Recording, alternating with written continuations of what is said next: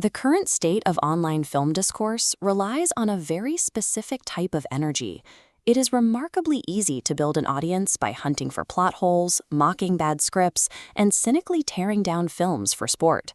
Grove Street and Stan Steamer founded their show on a more radical idea, that liking movies is actually more rewarding than hating them. To qualify for Slept-On Cinema, a film must meet a strict mathematical requirement.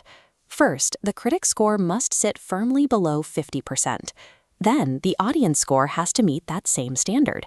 Only double under 50 movies are allowed on the show. This isn't a show about so bad it's good irony. They genuinely defend these titles. When they covered Sandra Bullock's 1995 thriller The Net in their first episode, they weren't looking for punchlines. They were looking for what made it a masterpiece of 90s entertainment. Beyond the shift in tone, the host developed a structural trick that dictates exactly how and when their audience interacts with the media they discuss. By splitting their episodes into a multi-day format, they've turned a standard movie review into an interactive, real-world hype engine. The loop begins during your Tuesday morning commute. You hit play on part 1. This first half is strictly spoiler-free. It's designed for listeners who might have forgotten the film or never gave it a chance in the first place. During the Rotten Premise segment, the hosts read the original scathing reviews from critics, setting the stage for why the movie was initially dismissed.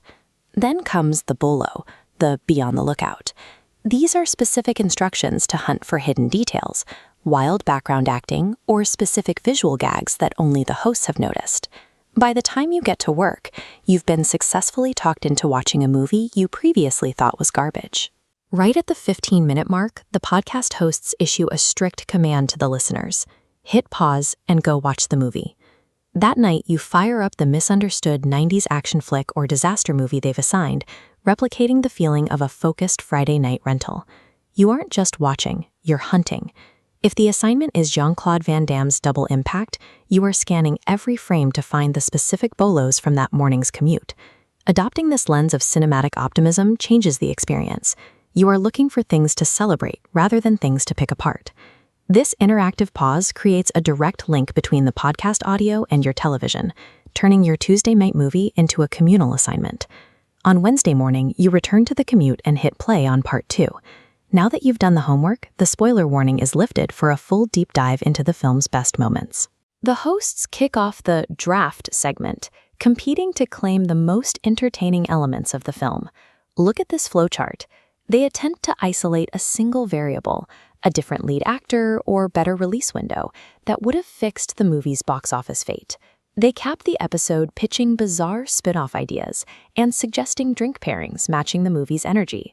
This final phase captures the exact feeling of dissecting a wildly entertaining movie with your friends the morning after you all watched it together. Slept-On Cinema uses this structural gap to transform the listener from a passive consumer into someone with a specific job to perform. It's incredibly easy to cynically tear apart the 2002 Scooby-Doo movie. Critics called it woeful trash, and most of the internet agrees.